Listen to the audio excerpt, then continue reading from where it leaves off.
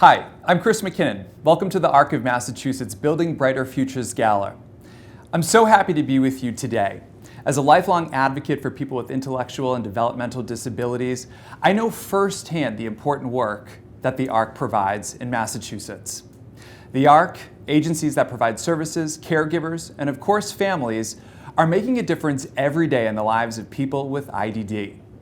This network of support makes it possible for people like my cousin Casey, who's here with me today, to be included and live his life to the fullest out in the community and have a bright future ahead. It's been the ARC's mission since its founding back in 1954 to enhance the lives of individuals with IDD such as autism, Down syndrome, and cerebral palsy, and to support their families as well. No other organization in our Commonwealth has had a comparable positive impact. Over the years, the ARC's advocacy, its education and outreach has advanced the civil rights of persons with IDD, empowered them, and fought to obtain crucial funding for support services. And in the past 2 years, the organization pivoted to help families navigate the many challenges that came with the unprecedented times during the pandemic.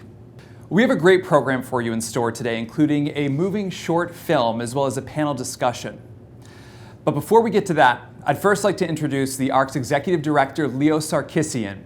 Leo has truly been a tireless advocate for people with disabilities, and while he really doesn't need any introduction, he definitely deserves one for all his work. As the ARC's leader for more than 30 years, Leo's accomplishments are just too long to list, unless we want to be here all day and all night. Leo's work has impacted the lives of hundreds of thousands of people all across Massachusetts, and I'm proud now to introduce him. Leo?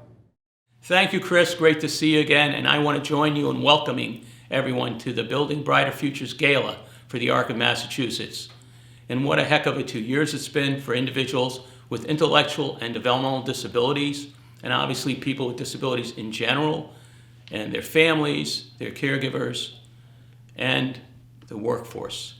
Wow, huh? It's been a trying time, and thank you for all of you that have hung in there and continue to be part of our caring community, not just for us, but obviously for the individuals day to day that need your support perhaps, and most of all, need the social connection that we all thrive for. I want to acknowledge some of our sponsors tonight, and I'm hoping you will join them. But first of all, I'm grateful to Tracy and John Atkinson. You are an inspiration. Thank you for being the lead sponsor. And I also want to recognize several others: Affinia Financial Group, Scott and Julie Borchardt, People's United Bank, PwC, Raytheon, E&Y, Beaverbrook Step, KPMG, Deborah Norton and John Moynihan, VinFin, and Janet and Art Rico, and to the many others that I don't have the time to list. Thank you so much for your generous donations, your generous sponsorships and support. And you too can join them. You know, we do this with your support. That's how we get to advocate every day and outreach every day. Only through your support can we do that successfully. Just go to thearcofmass.org and press the donate button. So now, I want you to enjoy tonight. We're happy to be with you. See you soon. Hi, I'm Bruce Bird. I'm a psychologist and the president and CEO of VinFin. I've been in developmental services for many, many years, and VinFin is one of the largest providers in Massachusetts of services to people with intellectual and developmental disabilities and related problems.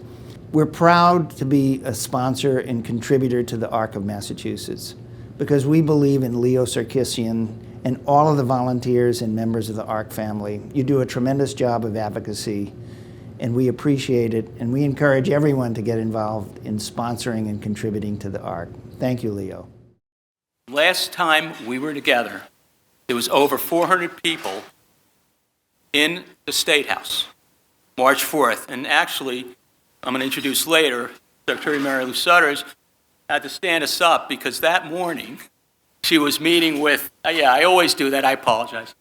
That morning she was meeting municipal leaders, unbeknownst to us, to figure out what the heck to do about this pandemic that's happening in other parts of the world. And I think the Berkshires, where Ken is and Mary Ann, had already started to catch fire, and we had no idea. And we could have been, thank God we weren't, a spread source, but 450 people, and that makes me think of Joe Shortsleeve, who from the 90s would be with us doing the Distinguished Citizens and events like that. But you were with us, a lot of you in this room. And it was a big day. We were celebrating a big decision to fund residential services with a rate increase of a range of 10% from the administration, not too shabby. It was a big day. But now, after 2 years, and things aren't over yet, we have a lot to do together. But we're here together. And we need to figure it out together for the future. I just want to do a quick shout out to the past two presidents because of COVID. We didn't get a chance, I think, to recognize them fully in personal events. And one is Deborah Norton, who will be seeing this on video. Yeah, please, that would be great. And she served as president from 2018 through 2020, a great leader during her period. In addition to what we just talked about, the rate increase, there was an establishment of technology task force. Boy, I'm losing it. And other achievements. The registry bill passed. That is really so important. So I wish she was here tonight. She's going to see this on video. We can't thank her enough for her leadership on the board of directors. And I also want to do a shout out to Scott, who's going to help me in the presentation as well, whose term will be ending in May or June 1st. Never sure what to call it, but he's been an unbelievable leader picking up where Deborah handed him the mantle and been so important. Please. And during that period, we were fortunate to advocate with others for some changes in crisis standards of care, thank goodness, the administration and Secretary Sudders for going with that and amending them early on so people with disabilities would be treated in the hospitals and emergency rooms, be able to get to ventilators, not a little thing. Over $44 million in enhanced funding and other achievements during that period. So his leadership has been essential, as is the board. And I wonder, I think you might have already asked the board to stand, but those members of the board and steering committee that are here, could you stand for a minute so people can see you?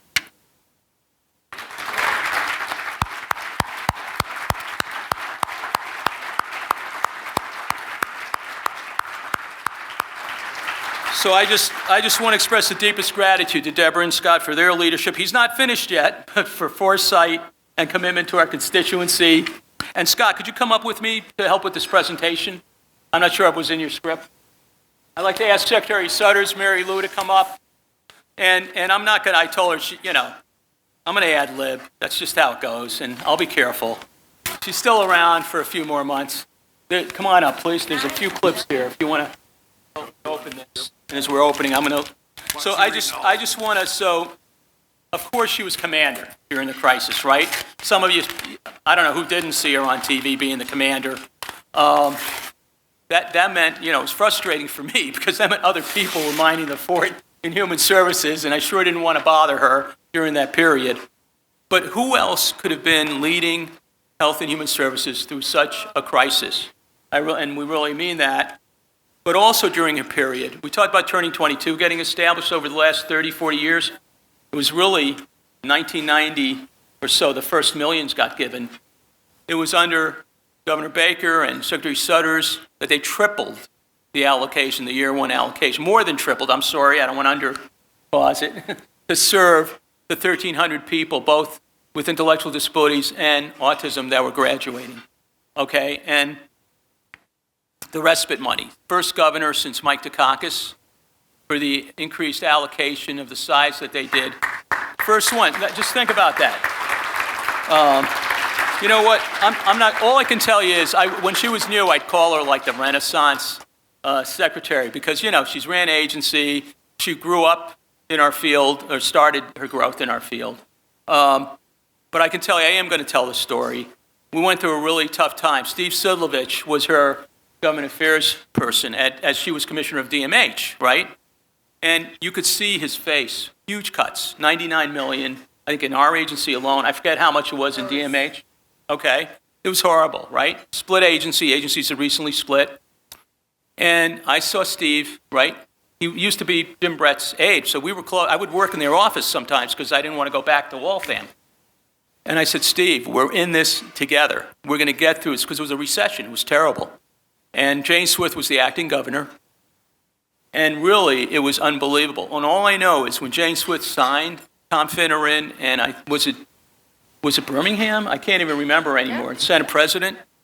They signed, it was called, it went from Thanksgiving Day Massacre, when the cuts happened, right, to an unbelievable compromise, which we knew something had to happen. We just didn't know how much. And it was significant. And there's the commissioner. We weren't close. He goes, like, I'm in front of her, and I get a pat on the shoulder. And I think it was because we were all in it together back then. And we were all in it together through COVID.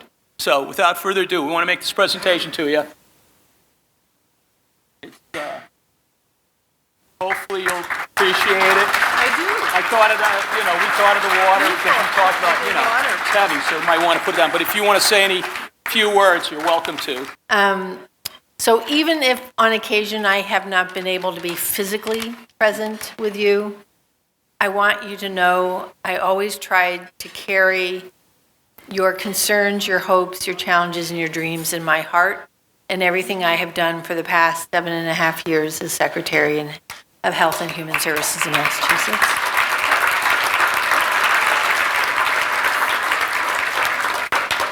It helps to have a governor who was in your position. On occasion I had to, update him on information, but who understands the lives of people with different abilities, and who understands the hopes of families, and who understands the challenges and opportunities of providers, and supports public sector employees. So it made it my job for the past 7.5 years was just ensure that the needs of individuals and their families and providers were always front and center in the Commonwealth. And up until the day I walk out with the governor, you have my pledge that will always be what I do, is to hold your concerns in my heart and do everything possible to stand on your shoulders to deliver them. And let me just end on one note, because I can change any conversation into a COVID conversation, apparently for the past 2 years, as all of you know. We have the tools now to manage COVID rather than COVID managing us. So please know that, so that we have the abilities to live our lives and to support the people that matter to us. So from my heart to yours, thank you. I'm delighted to introduce you to Michael Biales, who has written a song that I believe will resonate with us as well. It's about the fears and hopes a parent may have for their son or daughter with disabilities. Michael is a parent of a man in his 30s. Thank you, Michael, for sharing this with us, and we're delighted to have you here tonight. My son Adam has received services from Minuteman Ark in Concord for over 32 years now, since he was about 4 months old. I dedicate this song to all the people who have fought for disability rights and for services and funding, and for all those who will continue these fights for my son and my family in the future. I dedicate it to all the people who have taken care of Adam and who have truly cared for him, and for all those who will take care of him and care for him in the future.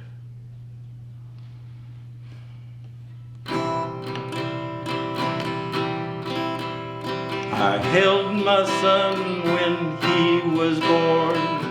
Did you hold your child too? They said that he may never walk. Did they say that to you?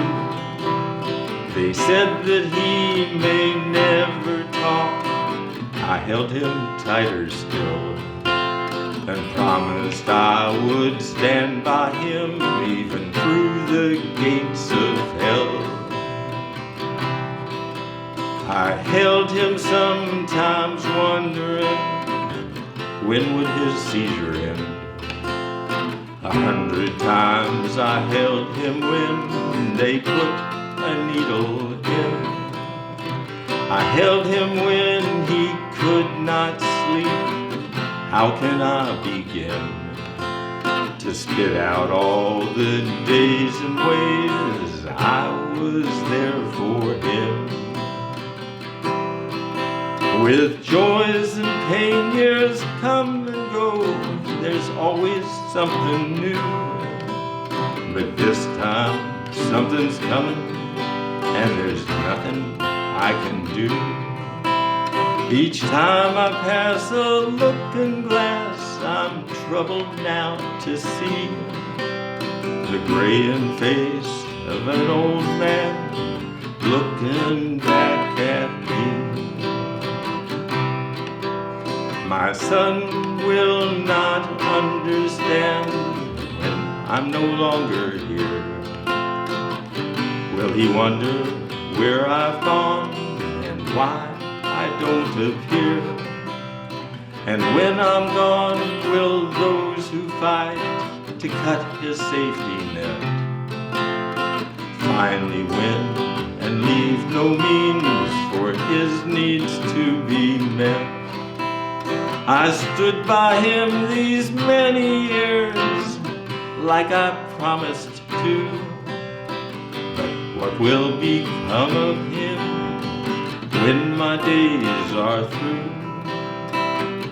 Who will take care of my son when I'm gone? Will you take care of my son when I'm gone? Who will take care of my son when I'm gone? Will you take care of my son? Please take care of my son.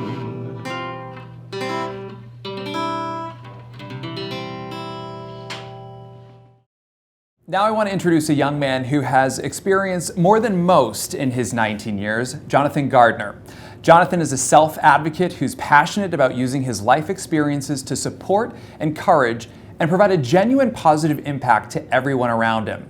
At only age 8, he became an advocate, sharing the story of a traumatic experience to help change regulations and keep other children safe. Throughout the years, Jonathan has been able to turn any challenge that he faces, including cancer, into something where he can help others. In addition to testifying before legislators, Jonathan is a co-teacher in the ARC's Operation House Call. Hello, my name is Jonathan Gardner. I am 19 years old and I live in East Bridgewater with my mom, dad, and brother Eric, who lives down the street from me. I like video games, anime, wrestling, and advocating. My vision is to help people in any way I can. I happen to have autism, and I am a cancer survivor. Advocating was so important to me while going through cancer. It kept my vision alive and made me feel productive. Having my voice heard and validated has been so healing to me. I now know I can make a positive difference by using my voice. My experience with the healthcare system motivated me to advocate for Operation House Call. Operation House Call is so important to me. All healthcare workers need to realize that everyone should be treated with respect and deserve care. Thank you.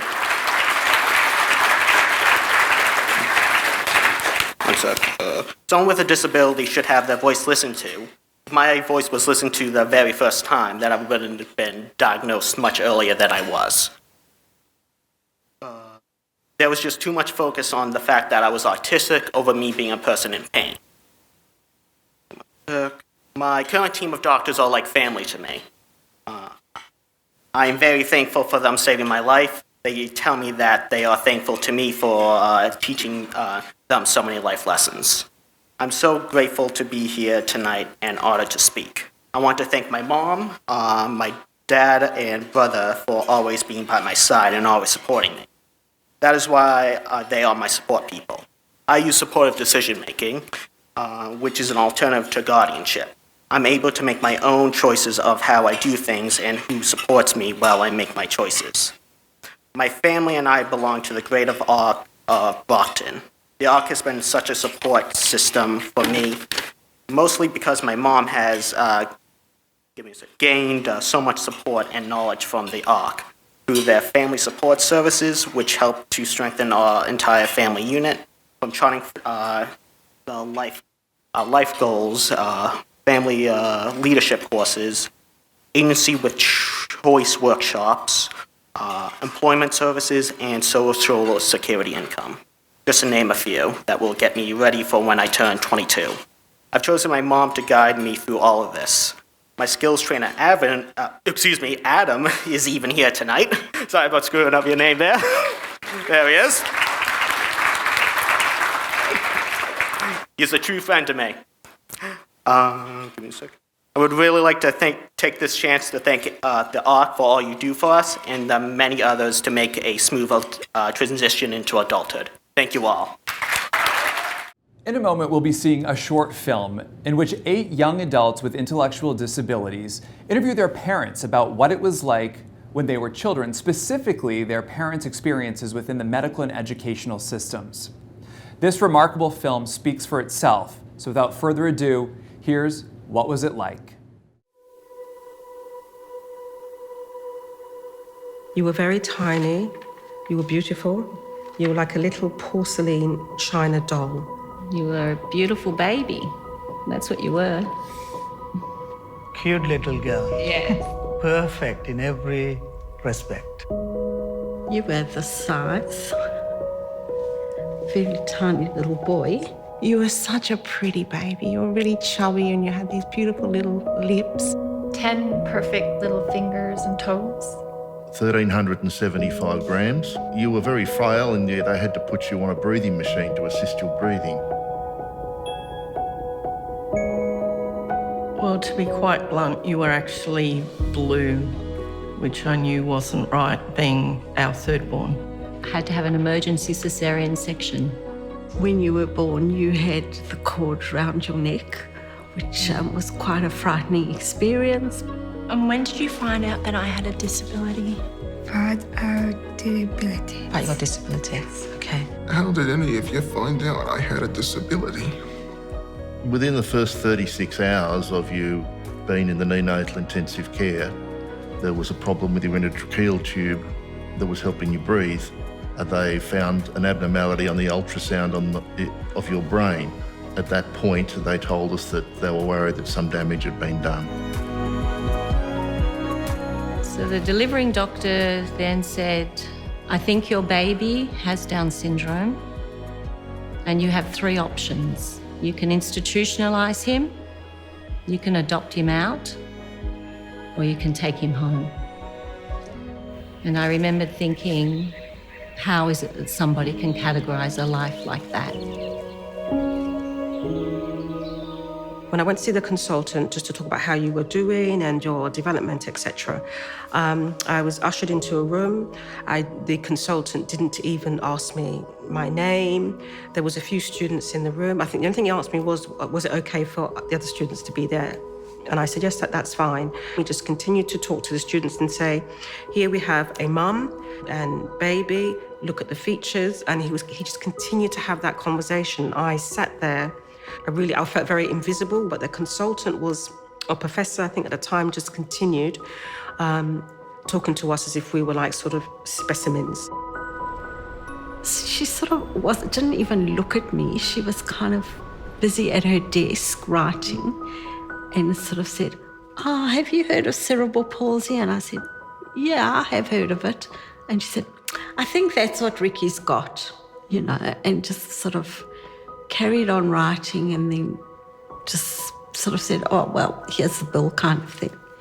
She had no regard for your feelings? Nothing. So I just picked you up and left. It was at that moment that I realised that we were going to have to fight for your right to exist and to have a good life. And that was quite a defining moment. Your dad and I believe that you did fit the criteria for autism.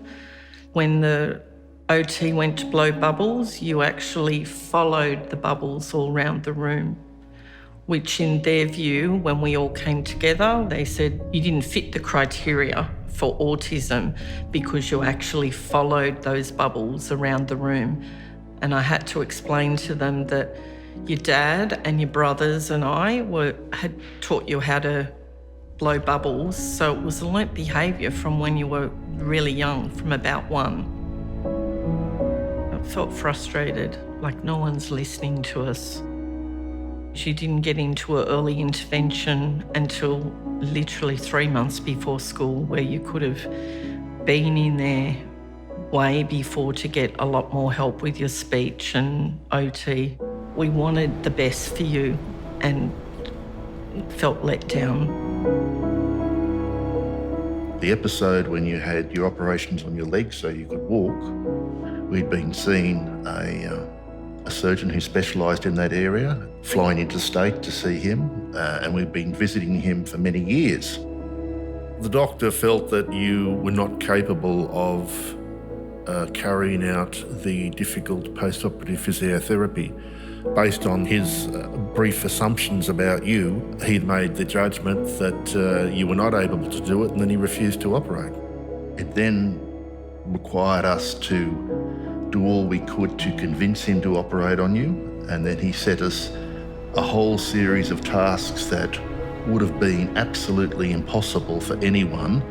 And I'm sure the purpose of those tasks was to say that, well, you couldn't accomplish all these things and therefore I didn't operate. I would have if you could have. But because of my connections within the profession, all these tasks were accomplished. So he begrudgingly operated on you and did a fantastic job. You would not have been able to walk like you can, all the years you've been able to walk, if he hadn't have done it. If you hadn't had a father who was a doctor, you'd have never been operated on.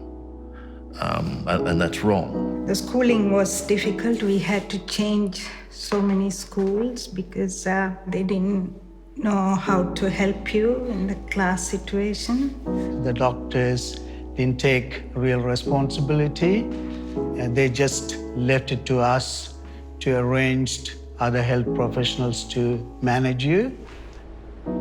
They never came out with the proper diagnosis for quite some time. That would have helped you with their early education. Yeah. In your case, I think now we know you should have been managed by a team, a doctor, psychologist, speech pathologist, in an integrated manner. The psychologist who was going through the test put his paper down and looked up at me and said, "Mrs. Balduke, your son is mentally retarded. And we need to pull him out of the regular classroom and put him in the special ed classroom and focus on life skills." But I felt so betrayed because I didn't feel that they were trying to help you. I felt that they were trying to put you to the side. The neurologist said to me, you may have visions of your little girl being a ballerina and dancing on the stage, but it's time to put all that aside because we don't know if she'll even walk. She made me feel completely hopeless. And I left and I walked back to the car and put you in the car seat. And then I just collapsed in the gutter. I was just absolutely battered from those words. If you could go back, what would you say to the neurologist in that moment? I would say to her, well, let's not focus on what we can't achieve. Let's look at what we possibly can achieve. Of course. Yeah. And I would tell her, I think you're wrong. I think she's a strong girl. Well, I think maybe she should have said, I'll send a report to your paediatrician. I have picked up a couple of things that we can work on. I don't want you to worry. There's lots of things that we can do to improve Ricky's walking. I think she could have had a lot more empathy. How important is language when doctors are talking to parents about their child who might have disability? The doctor said that you would never have a sense of humour because that requires intellect. Language is critical because from that very moment you were born, you were labelled Down syndrome. And so on far too many occasions, you were called the Downs kid. So you weren't referred to by your name, but you were referred to by a label. I think we can never underestimate the power of language. You're in such a vulnerable state that the potential to internalize the language and what they say to you, which could be quite negative, that sort of stays with you. I think what I wanted at that time was empathy and compassion and not pity. Being encouraging and just being kind and non-judgmental. I asked for a meeting because I was again frustrated with what was going on at the school, and I started the meeting saying, "I'm really sorry to take up your time." And he stopped me and he said, "Mrs. Balduke, don't ever apologize for taking up my time. This is the most important job you will ever do, advocating for your son. If we don't learn from you, we're never going to be able to help our students the best that we can." So that made me feel a lot more empowered. I guess it's important that you, as parents, feel listened to and the doctors care about finding solutions and supporting you. What have your expectations of me been? There have been times when I haven't been expecting enough from you, and I have felt ashamed for that. And you exceed our expectations all the time. I think my expectations of you have always been high. I wanted you to experience as normal a life as possible.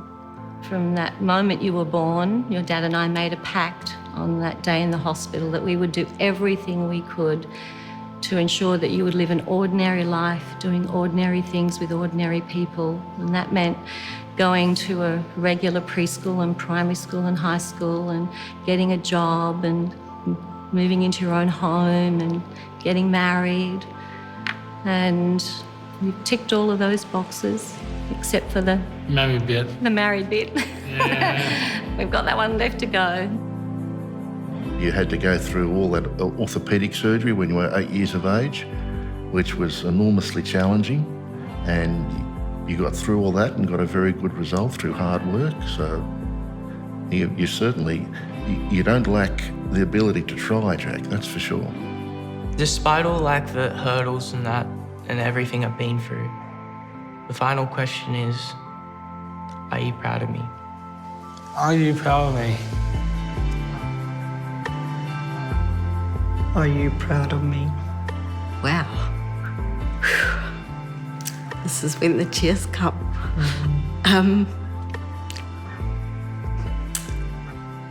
More than you can imagine. Yes, Liam, I am proud of you. I'm proud of you, but more than that, I think I admire you and just look at you and think, wow. And quite often I think, geez, I wish I was a bit more like Shay.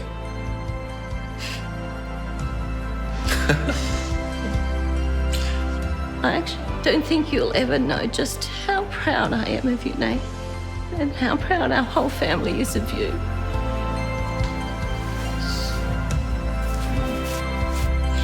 You made us very proud. You can travel on your own and you're working 5 days a week. Yes. You've done everything you could possibly do.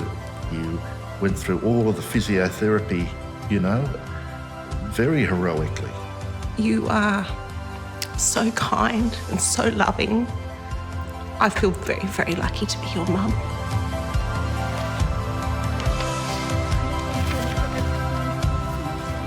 I'm proud that you're married and you have a beautiful wife. You're funny, you're cheeky, you're a gorgeous dancer, you're very sensitive. No. I keep saying I, but we are very proud of you. And you're amazing. You're just amazing. And I love you. And you've been such a support since we've lost your dad, which is really hard on all of us. It's been really You're tough. a champion. You're a champion.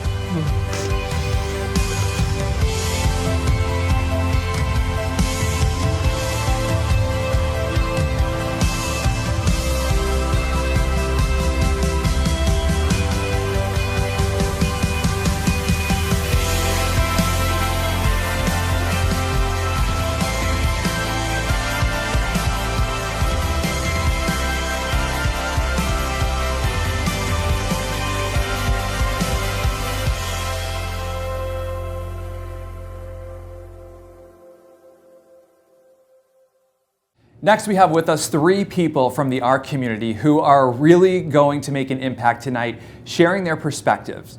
Jossie Burks Abbott, who is incredible. He's a writer, a public speaker, and an autism self-advocate.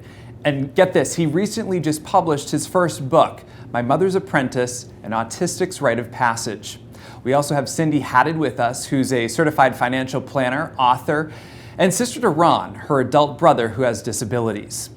And Julie Heffernan is a teacher, an advocate, and a mother of a young man with Down syndrome. Jossie, I'll start with you. Just your initial reactions to this film.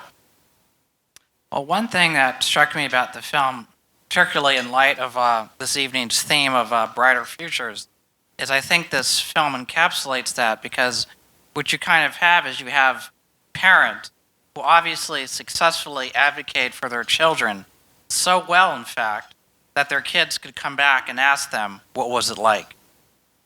And to me, that's almost, well, it really resonated with me because, for instance, in order to write the book that I just wrote, my mom interviewed me about what my autism was like for me. And so she got me into telling my story. So I guess the next step is to sort of be able to thank your elders, go back and say, what was it like for you? And I think that's powerful. Well said. Julie, I'll ask you the same question, and I didn't want to go last because I introduced you lastly. So as a mom, you don't have to do anything. It should be on and ready to go. But as a mom, your reaction to the video tonight? I'm glad I watched it before we came. And it took me back. Our son, actually my son just walked in. He's sitting at the front table. But he's 31 years old. And so 31 years ago, things were a bit different. And we had very mixed reactions from the medical community when we were in the hospital. We did not have a prenatal diagnosis. We had opted not to take any tests. So we were told in the hospital, and to be 100% honest, I was asleep. I had a C-section, and I'd been up all night with labor, so I was asleep when my husband was given the news. But when I woke up, when I was in the recovery room, the first thing I saw was Dan was holding Bri nose to nose. He was just all cuddled and nose to nose. And it was beautiful. And yet, even though those were the signals that were coming off from us, there were people in the medical profession who didn't want to believe it. They didn't want to think that there could be joy or cozy or snuggling. And we had one particular nurse who felt it was her responsibility to paint the lowest possible expectation for everything so that we could be positively surprised if anything happened. I'll also say that we had wonderful midwives. I do want to give a shout out to the midwives. We had wonderful midwives, but I did end up having an emergency C-section, so they handed me over to an OBGYN, and she delivered Bri, and when she saw Brian, she took off, and we never saw her again. And the midwives were there, and they were wonderful. They were wonderful after Brian was born.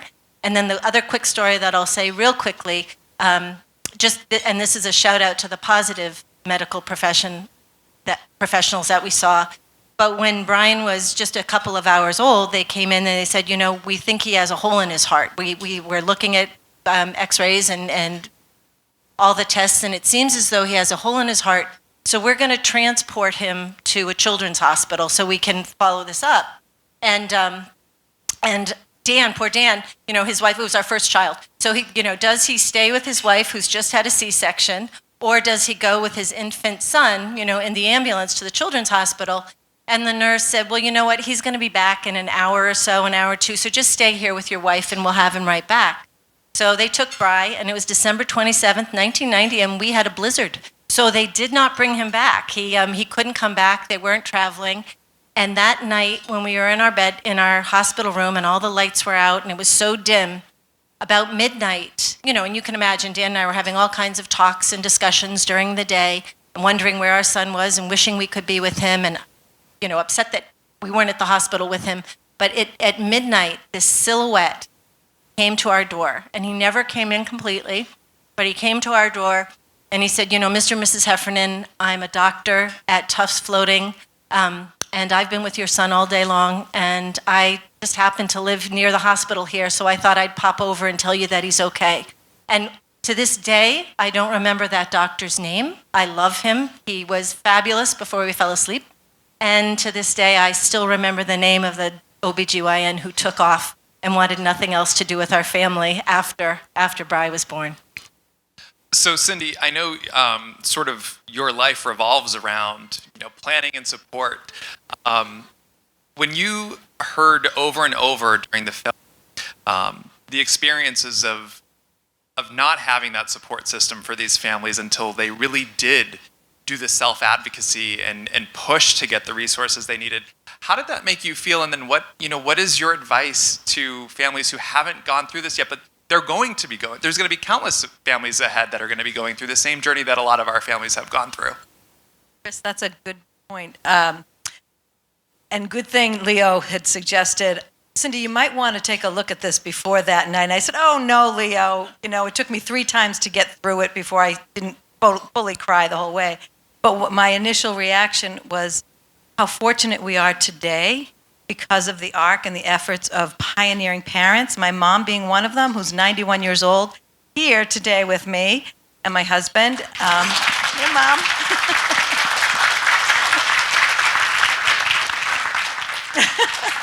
There she is. She's beautiful. And she never had the opportunity for a doctor to say to her that something was wrong. She was the mom that said, something's wrong with my son. He's the 3rd son, and he's just not, living up to that level of, where he should be, those milestones. And she, at the time, he's 63 years old, there were no 766, there were no public education laws. So that was a generation that had to do it themselves and knock down a lot of trees and plow through things. And now we're transitioning right to the next generation. And Michael, your beautiful song that you sang just brought this from beginning to end tonight. I thought it was just so poignant of how it came to be. But it never stops. And my mom at 91 years old still worries about Ron. He's in a specialized housing condo, thanks to the ARC and Barbara Pandolfi, someone here. So all of the efforts, culmination of people, and it really does take a team. And it takes a village. Speaking of the village, but the individual. So Jossie, what has your experience been like self-advocating and, when you were maybe told no, overcoming that and pushing through that? What was the drive behind all of that for you? Well, partially it was not having a firm diagnosis to a certain. So in essence, my mom had no choice but to just find a way to sort of support me. And so I benefited from that sort of work. Actually, around the time I was finally diagnosed when I was 17, a psychiatrist at the time said I was lucky not to diagnose a child. And I was still a little bitter because of all the misunderstandings, so I disagreed with him. But over the years, I've come to say that he had a point, because in essence, I was sort of seen as a regular, normal kid with maybe some problems. Like I was in special ed for a few years. Some people thought I had learning disability.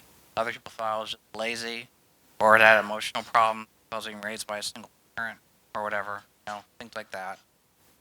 But basically, I had normal experiences. And so what I think now is that, I like to think of like a Goldilocks principle, where it's like, you have the label, but you don't let the label blind you. Still allow the person to be their full self. Like one thing that struck me in the film, and this also strikes me with Sam's presentation, was how a disability can prevent a doctor from really seeing you. Like I remember the father who was speaking, who was a doctor, who said that the doctor was not going to operate on his son because he didn't think his son could do the post-op stuff, right? So he was put the father through all these hoops. But I'm thinking, why do you assume he wasn't going to be able to do the post-op stuff? I guess because of his disability. I think about what Sam said earlier about how his cancer might have been caught if they hadn't been blinded by the autism. So I don't know if I answered the question. No, you absolutely did. It's an interesting thing, not letting the label, of a diagnosis actually prevent care moving forward. So, I'll pose this to both of you. What does that mean to you? What is your advice out there to other, families, and individuals to keep going and to find out the best ways to get connected to the support that they might need? Well, we were never allowed to use the R word in the household. Ron was always special. We didn't know what was special about him, so we really didn't have a label. We argued with him just as we would siblings anyways. He had to sweep the floor. He had to learn how to do his laundry. Mom had to make sure that there was no label. But then we realized that a label is good because then you can get certain supports and services. So you do want a label a little bit. So it helps to just advocate with a diagnosis, if you will, sadly to say. But Ron is still Ron. He's a great human. He's a wonderful man, and we all rally around him. But I think because of the connections with the ARC, it's all about being at the right place at the right time. If I was not working with John Nadworny at the time, and I was not on the family-to-family support, in the cab, all these different things, Ron would not be where he is today. And it's because of the efforts of the ARC that he even got funding for housing. So we're just so grateful. And I think the more we learn, the more we share with each other, just as family members. And I know my mom's support system of parents help parents. We still help each other's family members and brothers and sisters. So it's all about being connected and helping one another. That's how I feel. Julie, your thoughts? Advocacy, but there was a saying I've used before that it's like a muscle, it develops with time and it just gets stronger. And I do think that, many people in this room know that people in public feel entitled to say things to you that you can't believe that they've said to you. When we came home from the hospital, we had a lot of lovely cards from friends, but there were actual sympathy cards. We had a few sympathy cards. I was a teacher. I was on maternity leave. And while I was out on an errand cuddling my little baby, if you wanted to know about how I felt about him, all you had to do was look at my face. And I bumped into the mom of one of my students, came running over because she wanted to be the parent who had the first Mrs. Heffernan and baby sighting. And so she ran right up to me and she took a look at Brian and she said, "Oh my God, didn't you have the tests?" And so Brian was about 3 weeks old. And you just learn, I have to know how to respond to that. Of course, that day I was stunned. But unfortunately, there were many more opportunities, and so the next time I wrote a letter. And then the next time I had a memorized sentence or two to say. And then I had, and over time, and Bry's 31 now, and I can talk to anybody about this and have a long conversation. But after you develop that muscle and you learn how to do it, well, Brian had 2 younger sisters, and then they went through school, and they had to learn how to respond. So it's very much a family thing and what's set in the family, but also in the community and learning from one another. And of course, Bry's an advocate for himself now. So you really do develop it over time. But it's important and you need the community to help you. I think community, what you just brought up, is huge in this whole thing, right? And so, Jossie, my question to you would be, what would you say to folks out there who might doubt interacting, hiring, taking a chance on someone who has a diagnosis? I guess I would say that if the person is otherwise qualified, you might as well take the chance. That in essence, that having a disability doesn't mean you're not capable of other things. We talk about neurodiversity a lot, about, different types of brains, but an older concept I often think about is multiple intelligence, which was theorized by Howard Gardner in 1983, that intelligence is not one thing that can be measured by an IQ test, but there are at least 7. We began with 7. I think now there's 8 faculties that each of us has to a greater or lesser extent. So there's linguistic intelligence, logical mathematical, there's visual spatial, there's bodily kinesthetic, there's interpersonal, and there's intrapersonal, and he added naturalistic. So, I mean, there are different capacities that different people have to a greater or lesser extent. So, and even Temple Grandin, she spoke at Boston University, and she talked about her own feelings about different types of thinking. Like they're visual thinkers, they're verbal thinkers, but they complement each other. In other words, when you're working on a project, you need someone who can sell it with words, but you also need someone who can maybe see how the mechanics work because they're more visual. In other words, you need these different types of things that come together. You need the different aspects to make anything go on, and that includes society, right? Yeah. So, Cindy, what do you think about that sort of same topic, as far as each individual does bring something that we can A, learn from, but B, benefit from in society? Right, and I remember my mom telling me that the kindergarten teachers told her to come pick up your son. He's not going to be educated. He's not educable. And my mother instead focused on what he can do. And in the film, they said all the things that you can do versus what you can't do. And I think that's probably one of the biggest things that I take away in my life, too, even with my own children, is what you can do. And Ron can use a cell phone and call me like 22 times a day.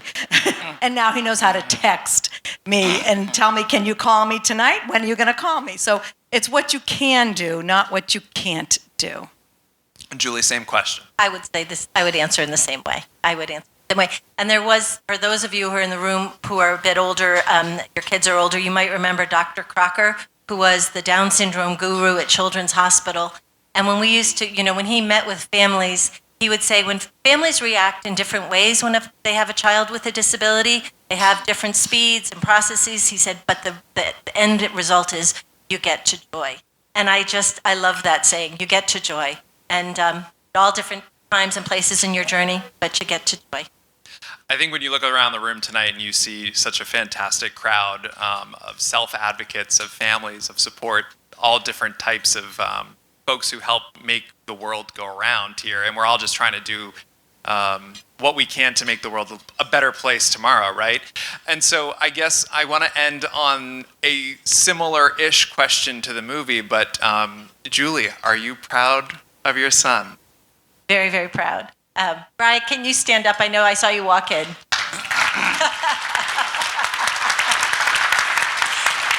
And I will say, watching the movie, I loved what Shay's dad said. He said, not only am I proud of you, I admire you, and I wish I could be a little more like you.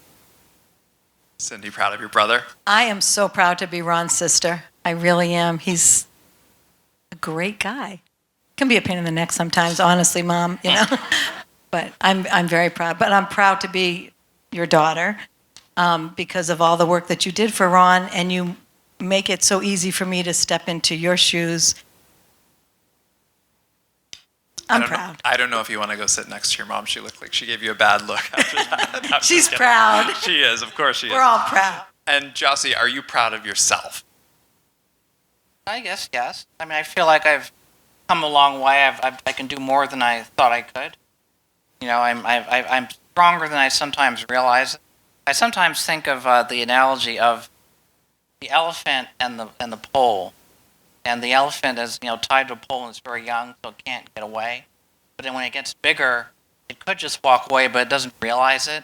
I often find myself having to remind myself that I'm no longer that small elephant. I'm a lot bigger, a lot smarter, and I have a lot more resources. And that I can do things. Even if